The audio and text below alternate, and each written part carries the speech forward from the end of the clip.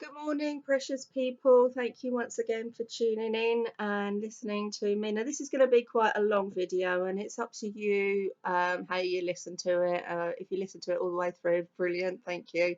If it gets a bit too tedious, then you could always listen in two parts or save me for a rainy day. All good, great, fantastic. I've sit there and write quite a lot of stuff down, and I've got quite a lot to say today. So please bear with me. I watched a brilliant talk by Ken Loach the other day, and I've been sharing it everywhere.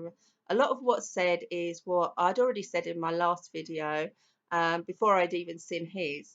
And whilst albeit it's all very, people are very concerned about how, whilst we're all behaving like children and excited about Jeremy Corbyn becoming leader with an even bigger mandate, and of course our vision and hope for him becoming Prime Minister, we're all concerned about how those who are against him and more will continue to try and bring him down.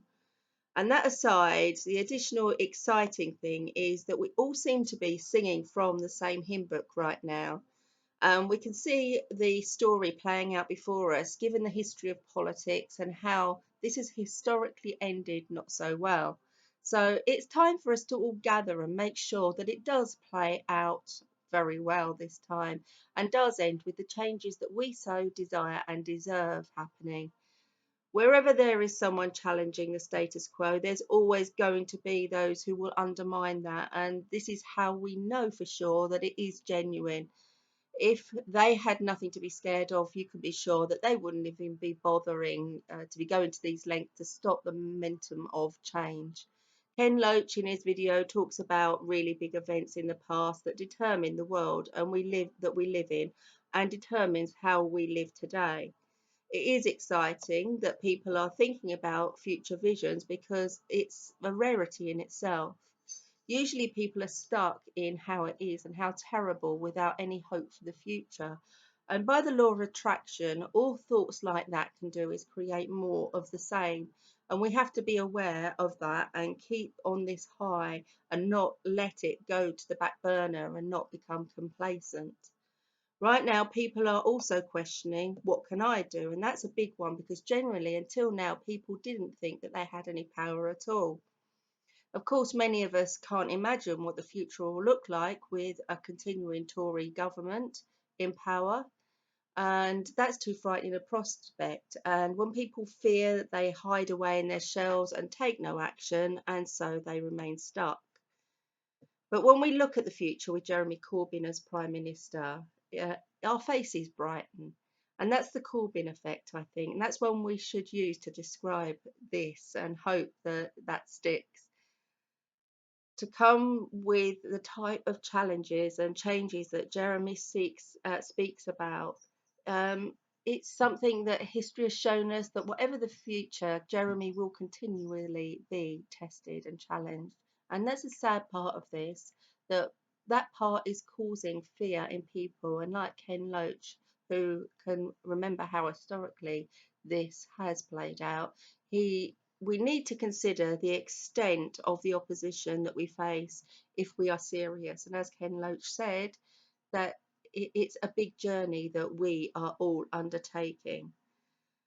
What we need is solidarity, and what we have is the world working class. What we have is internalism, and what we have is imagination, which, as he said, is a momentum which remarkably liberated, and thus we are liberating ourselves. These past few days has made us think in new ways of working.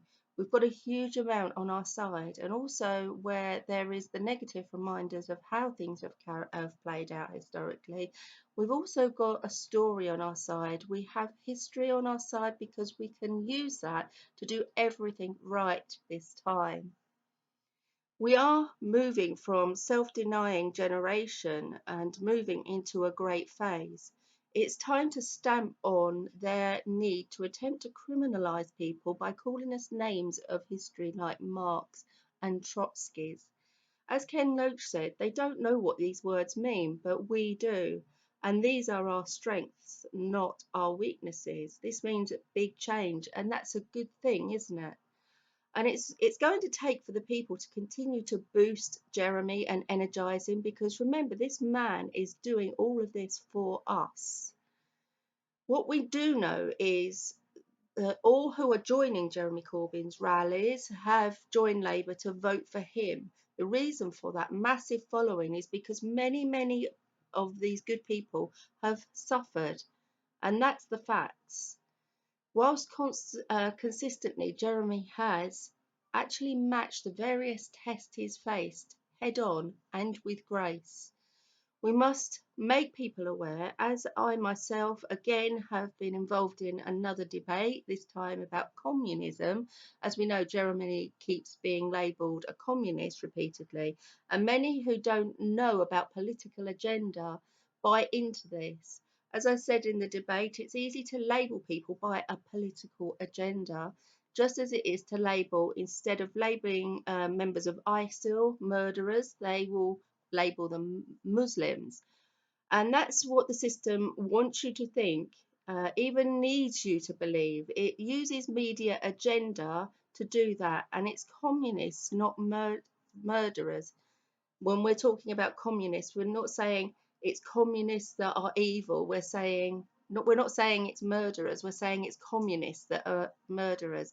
And when we sort of talking about ISIL, those who murder are not Muslims, not communists. They are murderers, evil murderers. Murderers who slaughtered, the response to that was murderers who slaughtered German men, women, and children after World War II, as if two wrongs make a right. Mark my words, the next war will be won by the right. And I replied, War won? No war is won. People die. No war is ever won, because no war ends without children being murdered in cold blood. And why? Because people on the right, like Cameron and May, sell arms to Arabs and the Gulf. They kill innocents, and they are murderers. Yes, murderers did the same thing. They murdered, and they protected those people. So people like Gaddafi, who was never a threat to you or me or his people. People like Assad, who was never a threat to you or me or his people. These are democratic rulers, and you need to get past the lies to see that you've been conned into believing that you need war and big bombs to protect you. And so when they do that, it makes you live in fear and believe that their need to bring about these wars and to arm us to the hilt. As Ken Loach said, Tony Benn summed up when he used to say that people's demands are simple. They need security. They need to have a home. They need security to have a job that pays a wage that will sustain them and their family. They need to be looked after when they're ill. They need a pension when they're old, and they want peace. They need a peaceful life. And as he said, when I think about the world that we should fight for, this is the world that we should fight for, and rightly so. People are not asking for more than they deserve, yet they're treated like they have no right to expect that these governments they vote to power owe them this. That's what a government is supposed to be for, isn't it? To put the people first and for democracy to win.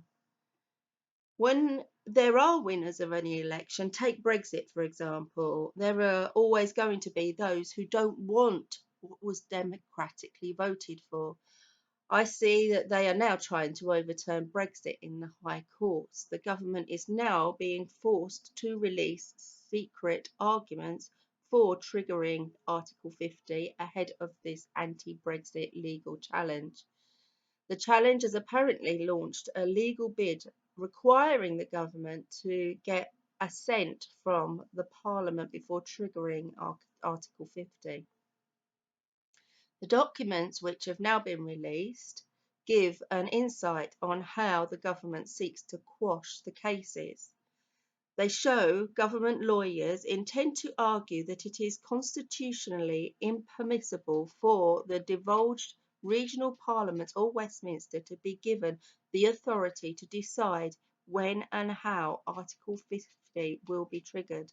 So, regardless of numbers wanting something, there will always be those challenges from people who don't see it as democratic. The same with the leadership election. Talking about how things went when the MPs turned against him, Jeremy Corbyn calmly describes that as being deeply disappointing, and that immediately after the Brexit referendum, the decision came.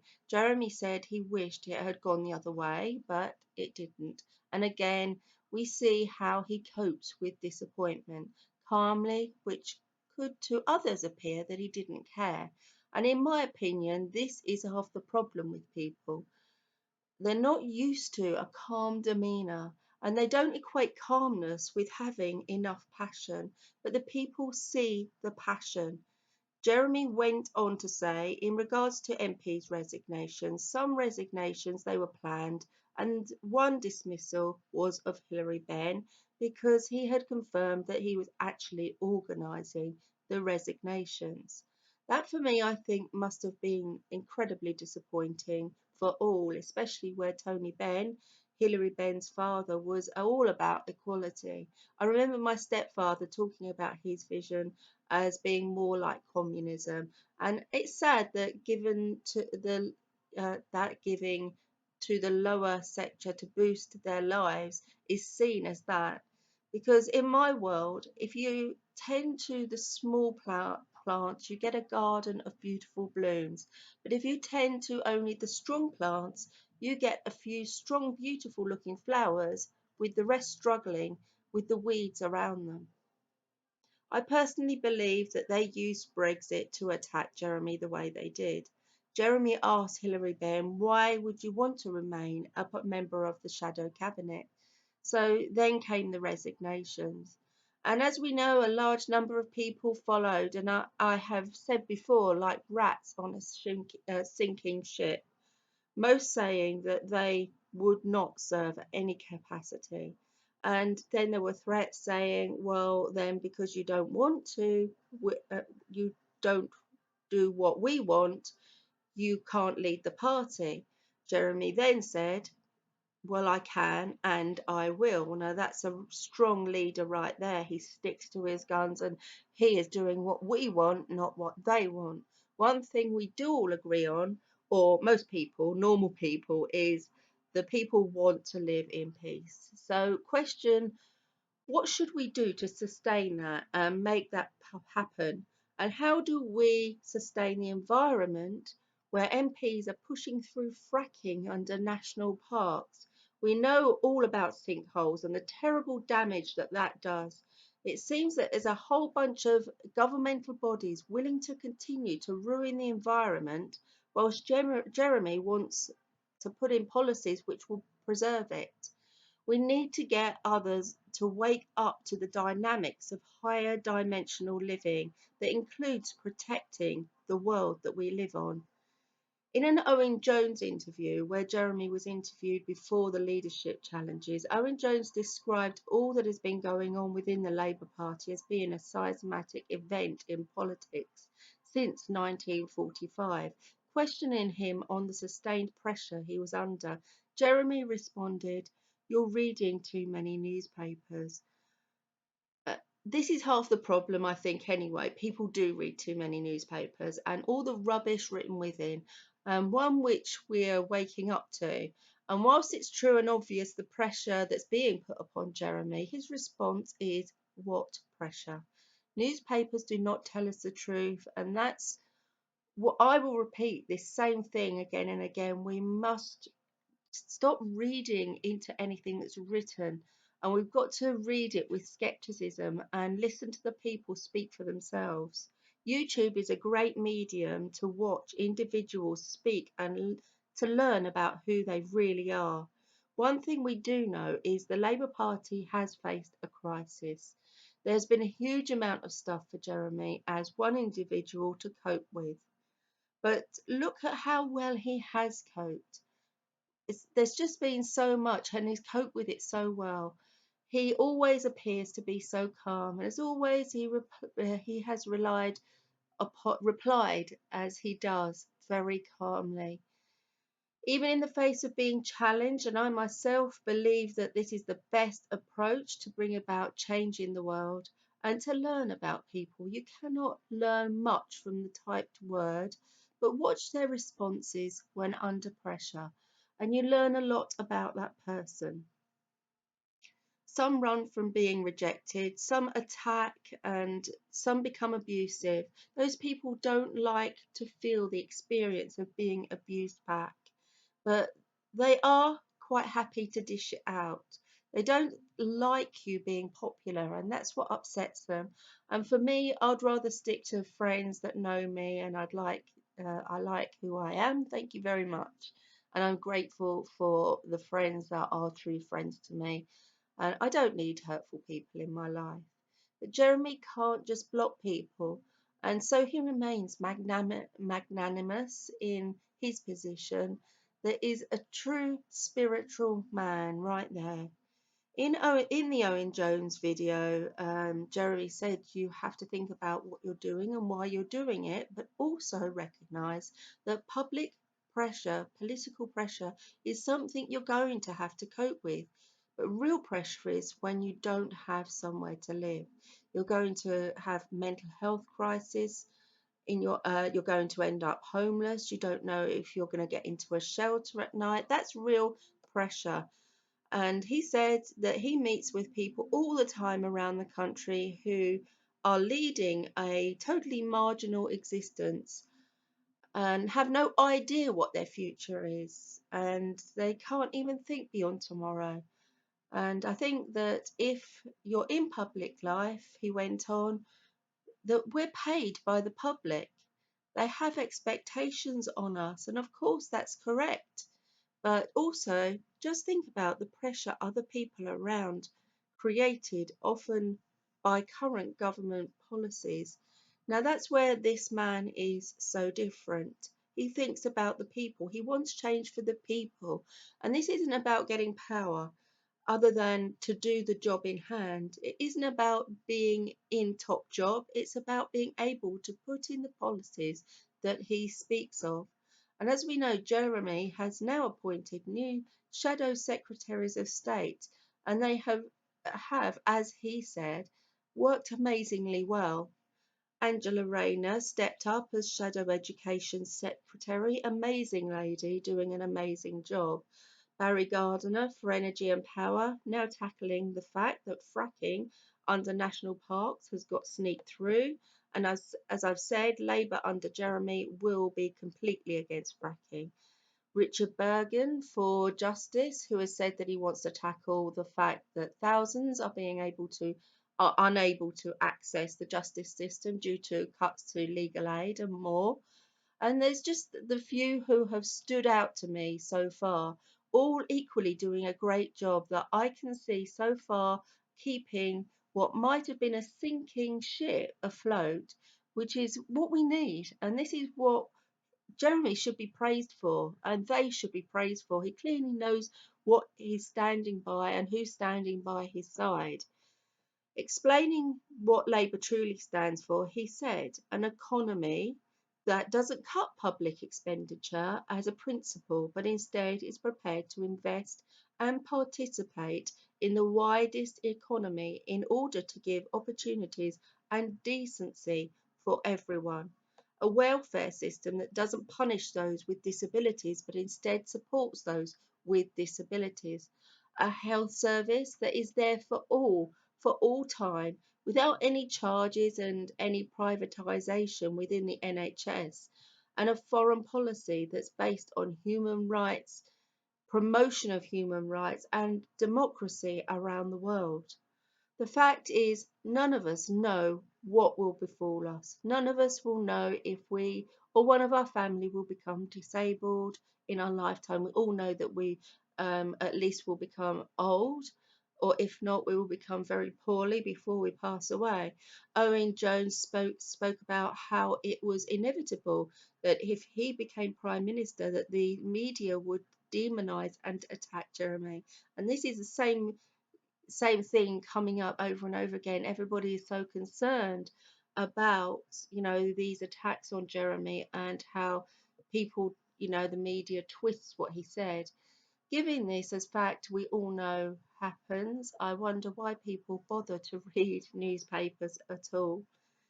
We know that they're full of lies. I look at the biased newspapers who write such a clear nonsense about what's being said and done, yet still people choose to buy those newspapers and even believe what's written within them. I like to go there actually to challenge some people there, the commenters on the post there.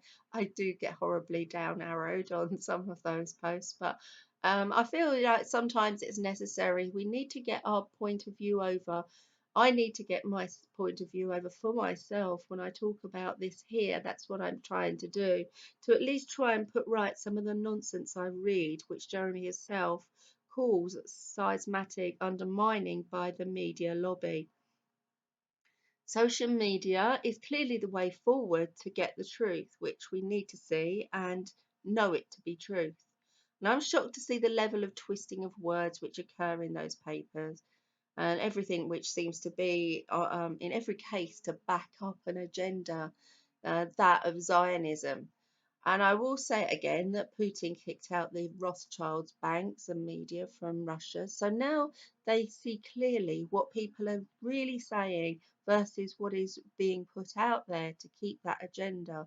Nationalising our networks will have the same effect when that happens. People will be allowed to wake up a little bit more to the agenda that has continued to privatise everything. On talking about his leadership, Jeremy said that we have to have a number of quite considerable successes. We have already had quite a number of considerable successes over the years. Again, all of this isn't able to be publicised in any British newspaper. Many people are stuck still in this media agenda. As he said, we overtook the Tories in the local government elections on the 2015 vote. We won 4 parliamentary by-elections with increased majorities. In 3 of those cases, we've recruited, at the time this is, 300,000 people to the Labour Party during that period. Since then, in July, the Labour Party received more than 183,000 membership applications in 48 hours. And those people, as we know, paid £25 to become registered supporters in order to vote in the party leadership election. And regardless of the negativity, it's not without considerable success in many ways. And because the party worked together in both houses throughout the parliamentary party and in the country.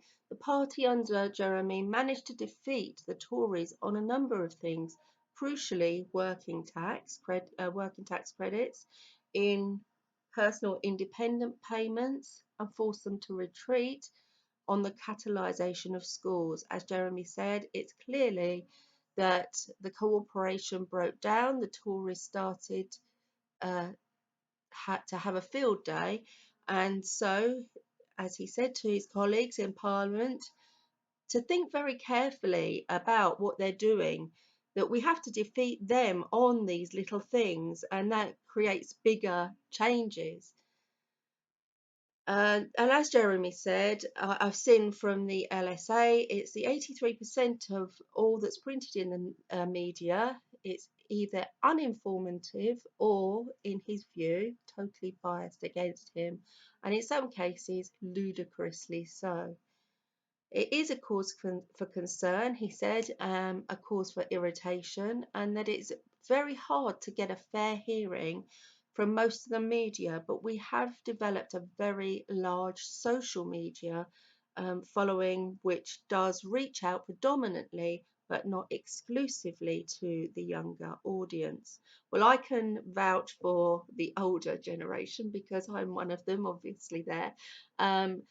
And Jeremy went on to say, for example, we're getting over 1 million views of some of his parliamentary speeches on the budget, and they're reaching out in a different way. And I really do think that the strategy up towards 2020 is obviously to reach out to the left behind Britain, to rather the left, who's left behind Britain, but it's also to continue to encourage and excite people to register to vote and take part in the election.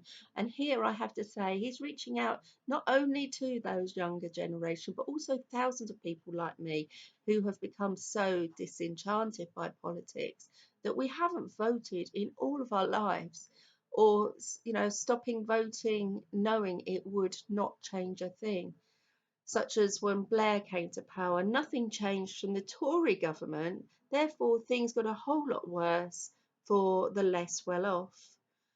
We absolutely have to make changes because we know it's collapsing. We've got a collapsing society, and those who don't want the vision Jeremy offers, there's something wrong with them, in my opinion. And that's what's wrong. This wrong thing is, it's called greed and a belief in I'm all right, Jack. Jeremy's vision for the future is that we should fight for exactly this, because right now we're in a state of alienation and insecurity on all of these fronts. We should talk about how the world is now, considering that we live in 2016, we have illegal wars. We've undermined the United Nations, and setbacks have occurred, and the cause of international law, and international law is vital if we're going to live in peace. We have created a society where fear and hunger are used to discipline the poorest and the most vulnerable people. Unless we understand the process that brought us to this position, we can't really deal with how we're going to get out of it. And there's always a cause and effect. And it seems to me that those in power look at how it was after the war and how leaders gained some fame for creating war. Margaret Thatcher and the Falklands, for instance. I mean, one way of getting into the history books as a leader is to actually take the country to war. And I think that Bush and Blair got together to do exactly that, recognition, so that they created those wars. On losing the last general election with Ed Miliband as leader, Jeremy has discussed with Owen Jones how Ed Balls was historically offering cuts, and that during the general election campaign offered up cuts. He said that we were also using some appalling language on the Department of Work and Pensions, on welfare systems a year ago. The party was refusing to vote against the welfare reform bill, which I've said in another video, and was supporting cuts in public expenditure again. And as we know, that is what Owen Smith agreed to also. He carried on that we had an emergency budget from Osborne again, which was all about cuts. And what we've become now is a party that has been about redistribution of wealth. And it's absolutely about investment. It's absolutely about not passing by on the other side while people find themselves homeless on the streets. So I think it's been a different narrative from Labour, and I think it's been a very fundamental change with new policies, because the argument is you can always encounter that Miliband would under promise and over deliver, yet sadly didn't get the chance to deliver. He said the key specific policies are actually different than last year. We're clear on railway public ownership, clear on Royal Mail, clear on energy policies, and they would be made public knowledge. This is what Jeremy has said.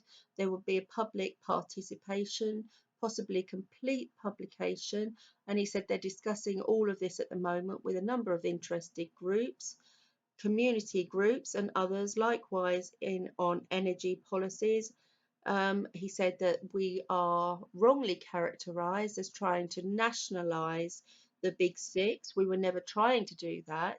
What we're trying to do, he said, is develop a sustainable energy policy which brought communities to production and generate a generation particular particular electricity do very similar to the general model, and indeed on gas production quite a lot of interest has been shown in this, and certainly Jeremy strongly supports the green gas generation from waste and so on. So we become a much more seriously environmentally sustainable economy. And you know that the solar powered flight that happened. This is what Jeremy has actually said that was going around the world.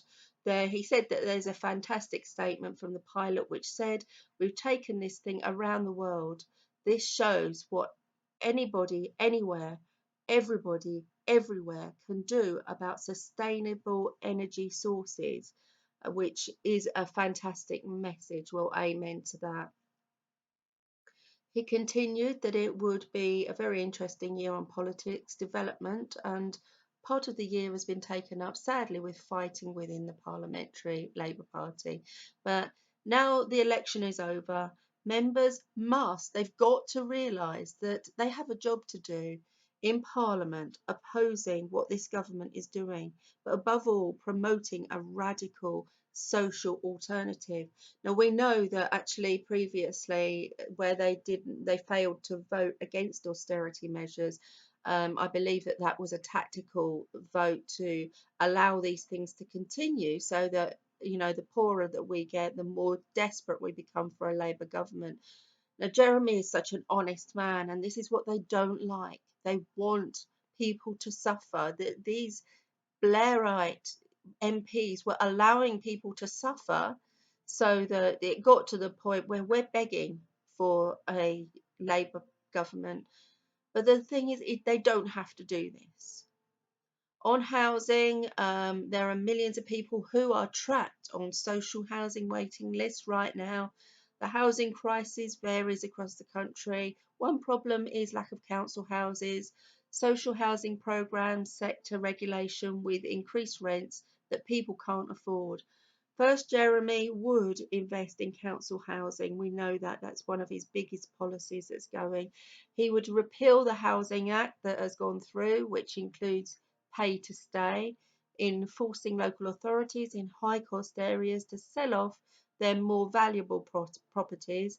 And where there is a housing shortage, this is, he said, is ridiculous. And secondly, on regulation of private rented sector in London and one or two other cities, it's an issue of rent levels on most parts of the country. For all parts of the country, it's an issue for length of tenancy and conditions. So he would have a nationally agreed and very strict system of the very basic standards in the private sector and longevity of tenancies. And as he said, Germany has almost lifetime tenancies in the private rented sector. As a result, the rent levels are often lower and the conditions are often much better because people invest in what is a long-term stay rather than the shorts.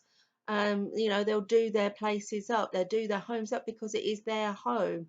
If people think that, oh, we're only staying here a month at a time or a few months at a time, 6 months even, then they're not going to make those places better. They're not going to bother with them. And what we have here is a ridiculously short-term investment. I know this is all to be absolutely true because a very beautiful German friend of mine who has lived here in the UK, she's lived here for 15 years, has children here, family here, and she was treated appallingly by the government when she became injured, having lifted patients from bed to bed. Yet when it came to claiming any benefits, she was refused and had to return to Germany away from her family and children and grandchildren.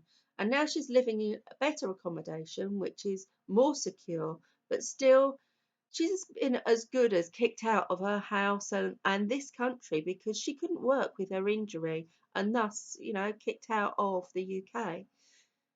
Jeremy went on to say that current proposals in the private rented sector meant that areas such as Jeremy represents, Islington, in Parliament, in London, but also, as I've said, in Rochester too, where I live, it's being socially cleansed by the day because the rent levels are so high.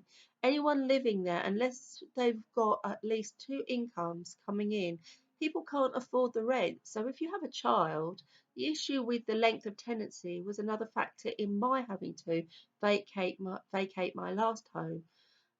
This, as I said, happened to me, a person who was born here in the UK, and along with the the hounding rather of bedroom tax, I too, amongst those statistics, have been somebody who has been discriminated and chucked out of my own home. Jeremy also speaks about first-time ownership being supported and helped by councils, which would be amazing for young people starting out on their own to get on the ladder of ownership. The model, which was operated in the past by the most councils, offering low start mortgages to first-time buyers as a way of ensuring you maintain the social mix of communities. Jeremy said, when we go through what this government has been doing at the moment, it's clearly social cleansing within the wealthiest parts of the country. So she claims those with high cost housing, which are not necessarily the same as the wealthiest parts of the country, and actually force more and more people to commute to longer and longer distances. So when you look at the big cities, Manchester, Newcastle, Birmingham, London, and Bristol, what you see is longer and longer commutes going on. He said this is rarely healthy or environmentally sustainable to have people commuting to London and Southend every day.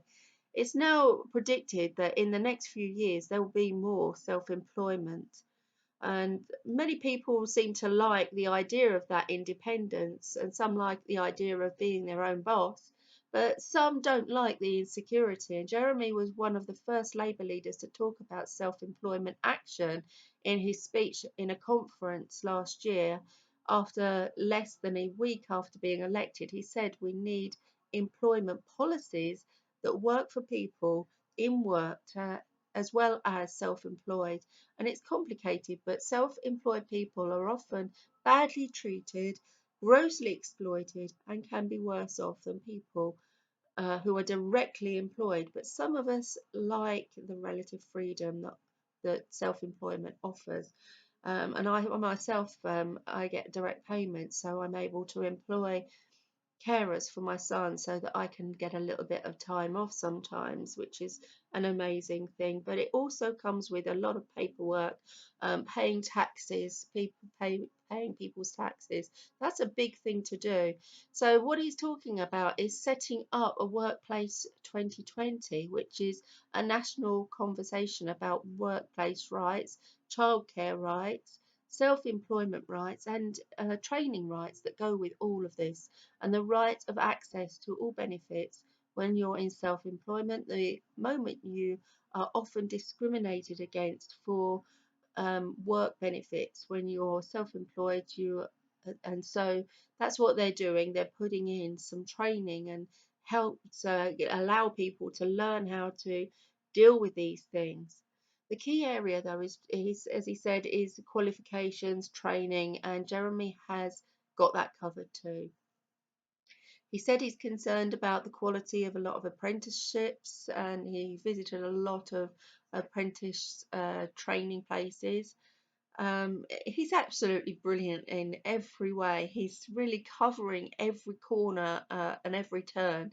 He talked about training in Rolls-Royce apprentices that are done by Jaguar and Land Rover and places like that. But he said, there are others that are absolutely horrendous and the limited qualifications and also exploitation of the people involved. So he said that there has to be better monitoring of better standards of them. And on older people, Jeremy talks of increasing the support, and he talks of educating people into having respect for older people and what they have done and what they've given to society, to respect for their participation in society and their involvement in society, because many people feel very excluded from social norms and social interaction. Often other older women usually feel very scared about going out, and they feel nervous about interacting with the rest of the community. So, an attitude towards older people needs to happen. And he's talking about educating in schools and telling them about communities and this kind of thing, that means is working with both younger people and older people to teach respect for those older people. He went on to say that we're almost unique in these days, the West, that we disrespect our older people. Every other continent and the world give respect to the people, its older people. It's America and Europe that has this level of disrespect, which is quite unpleasant. And secondly, security on pensions and security on the state pensions, rising in line with earnings, and protection of the support system to ensure they get a good basic standard of income for all people. There has to be a great deal of there is a great deal of poverty rather amongst older people right now. So he would be willing to fight for the high state pension. But also he said that the question of how you pay for adult social care is also one big huge issue. Many older people, if they live in a house or property, they're often forced to remortgage in order to pay for their own social care. And then what happens is the rest of the family become afraid of what's going to happen to their nest egg. They see that disappearing, and that causes some quite unpleasant conversations to take place in some families. And I think we've got to improve on social care as well. I mean, I've clearly been involved in situations where, because I've got a disabled son, he attempted to try out independent living and was placed in a care placement just to see how he would go and also to assess his needs. So we allowed that to happen because he was talking about wanting to be more independent. But the most terrible things, the wicked things happened to him. He was bruised down his arm. Some carer had dragged him to his room, treating him like a child. He does function mentally as a child, but he is a grown adult. He stands at 6'3", really big man. And rather than see him as the gentle giant he is, and when he was refusing to actually go to bed, and he does that here, he has to be encouraged to go to bed, just like a child maybe, but you do not grab hold of somebody's arm, not a child's, not an adult's, and they grabbed his arm and put finger marks, dug finger marks into his arm, and the bruising was horrendous. There were other things that he also witnessed and struggled with as well, being um, exposed to a lot of adult material and adult stuff, drinking, even though he mentally functions at age 7 years and below. He was allowed to drink whiskey. He was exposed to pornography. Terrible, terrible things, because they do not actually put the, assess prior to that. So in respects to social care needs looking at across the globe for both disabled and for the elderly as well. But a large amount of these people at the moment, I think Jeremy was talking about in 2010, he was moving in the right direction with this movement. But we've gone back to cuts in bed blocking, where the NHS looks after people in a critical period, and then once discharged from the hospital into a lot of social care, and all this social care can't cope. So we now have bed blocking of older people stuck in hospital waiting to be cared for by the community, and it's not right. It's all grossly underfunded. even though it's a statute responsibility. So there's a series of things towards the people that are older and also the disabled that have to develop and be put forward. And this is one thing, another thing that Jeremy has covered again, the inequality of income for women as well. That's another one, who tend to live longer than men. Women tend to, unfortunately, their working lives learn earn very much less than men, and usually their pension involvement entitlement is considerably less, and so they rely on the minimum income guarantees in order to survive. And so in the longer term, we've really got to be looking at the whole pension system and the quality and the necessity for a potential income, on why we should vote Labour. Jeremy says, you have so many children, they're going to want to go to university. Should they live with £50,000 worth of debt? You may have children who need somebody to live, somewhere to live, and we can't get away to live in their own place, and they may outstay their welcome. That causes family breakdowns. He said that he would ask the people, are you comfortable with this society where the proportion of income is from major companies, or do you think that we should be forcing them to come into line with the whole country on wages? And currently, the system is reducing the proportion of income and giving it instead out on dividends to pay executive pay. Increasing inequality is growing very fast. Are you comfortable with the level of homelessness and disconnection of our society? So you want a health service that's going to be there forever and ever, and for your condition and for all times. I say to them, think of the wider community and think that we can achieve that, but also look at the industrial future of our country. If we carry on with the levels of underinvestment, we've got the lowest levels of investment of any of the major industrial communities, and it's falling.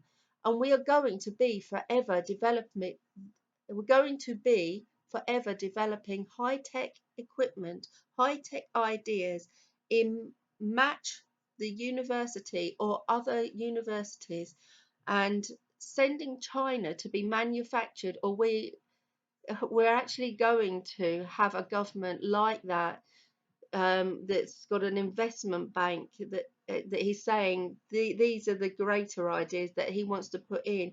The computer was a great idea. Manchester University, for example, why isn't that being developed here so that we could take inventions forward, and we would take high technology forward, and we would forward with green technology. This government is unbelievably short-sighted, has an unbelievably short-sighted decision to shut down or reduce some feed-in tariff payments for solar and sympathetically generate electricity, means that we are losing the solar power industry completely. We're now importing solar powers we should be making here. Different government, different approach, different ideas, an idea about a stronger, more sustainable community. Another cause, when we're talking about cause and effect, is laws against trade unions, which provoke strikes. Cause 3, allowing mass employment, cause of allowing massive employment to rise.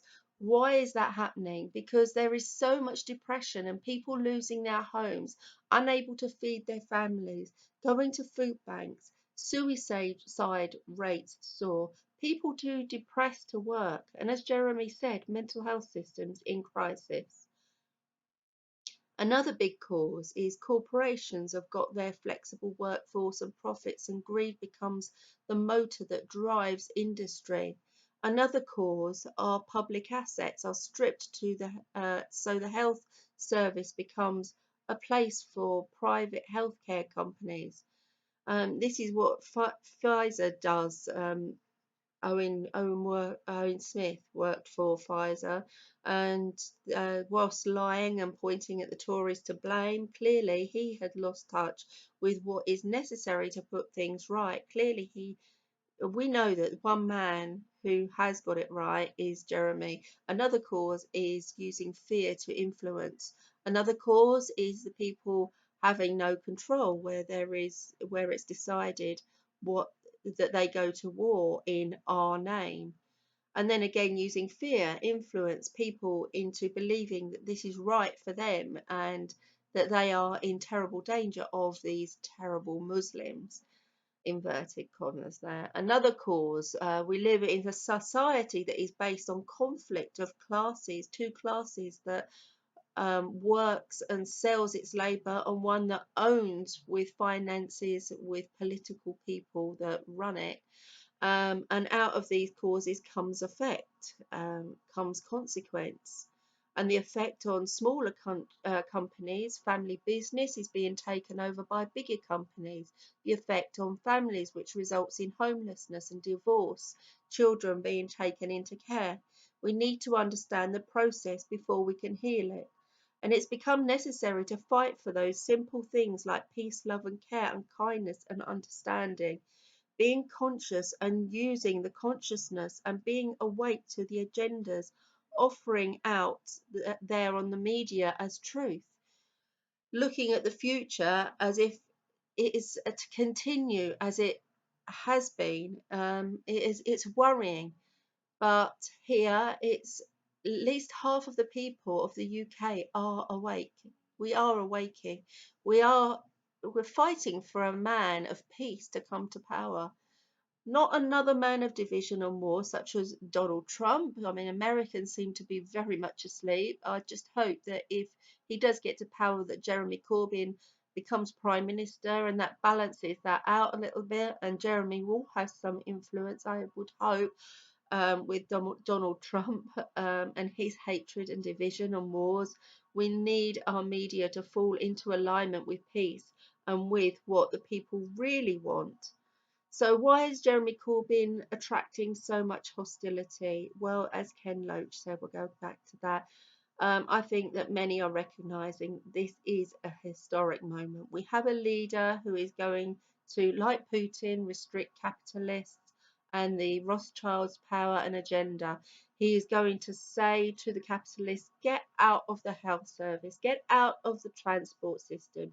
We're going to build more council houses with public money. They can invest in industry with public money. They're going to invest with our collective wealth into the places where they have known where the old industries are dying and they have no jobs now, and that's curtailing capital just when it has to expand. It's on such a fast turnaround, it's everywhere. And he's saying no more to that. And that marks him up as an enemy of the ruling class, and that's why he's getting so much stick. And so it's time to wake up. Jeremy Corbyn is uncool to Blair's term because he actually stood on picket lines as no other leader ever has. And Jeremy Corbyn is one of us, and they can't have that. So he will continue to battle obstacles, and he's always going to have to face those. And they're doing it because he is a threat to them. And so it is that they will continue, along with the lessons from the never elected Lord Kinnock on how to win an election.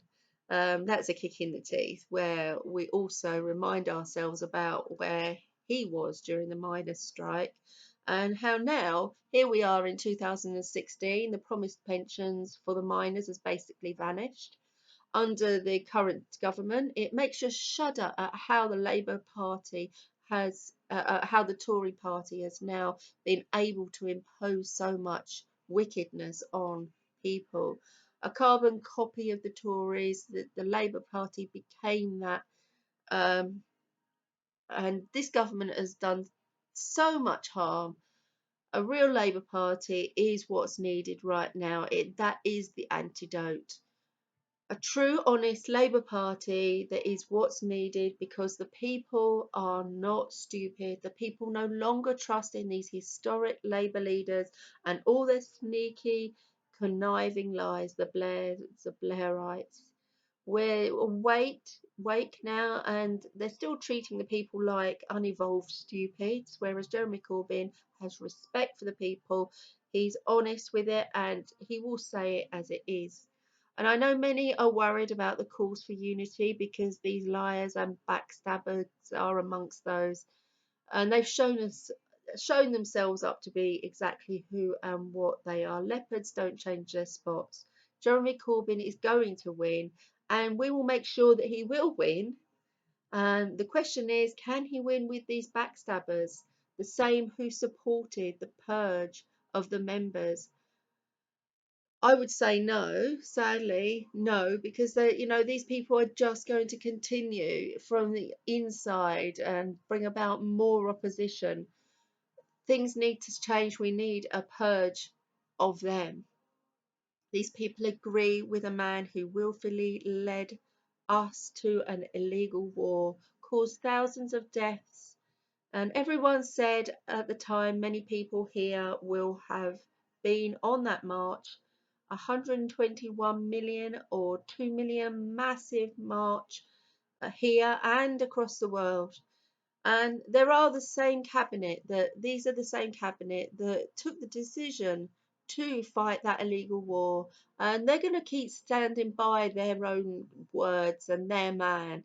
And I would urge members of the Labour Party that they should they retain their Labour Party membership, I think that they would send the message that this Labour Party must be changed. We're not going to put up with these kind of lies and criminals and murderers again and again. And if and when Jeremy Corbyn, our leader, gets to be our Prime Minister, um, and gets to power on that programme, there will be not only the opposition opposing us, there will also be opposition across the world as well. It will be the World Banks, it will be the EU if we're still in the EU, and the Dirty Tricks Brigade will be there attempting to destabilise the UK. They talk about Jeremy offering a utopian society.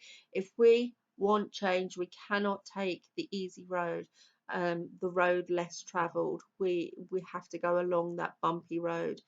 Um, and know it's going to be a tough one. And Jeremy is the man who's ready to take that on. And we must all get behind him to help make this happen. So let's take inspiration from Jeremy and face it head on, because in any interview that I've seen, the naysayers saying that we can't have this utopian vision of the UK, he always asks why not, and I ask why not. It's because we're so cynical about these things, and we've got to stop this cynicism. And that's what I question too. Why not? Because it is lies that we're fighting.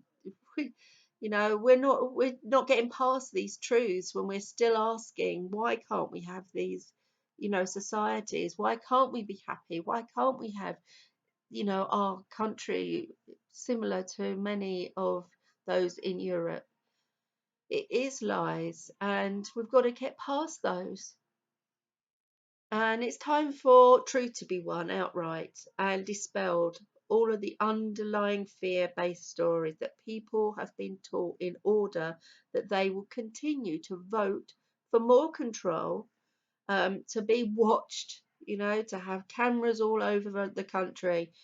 And we need to take power. We need to have power. We need Jeremy in power of this country, and to bring about exactly how we want this country to be great again, in our own right, with the people having some say in their own lives, or all say in their own lives even. And it's up to us, the people, to back him all the way to Parliament and beyond. Thank you for hearing me out. It was a very long one. Bless you all. I hope you do get to the end. And yeah, namaste. Love you all. Bless you. Bye for now.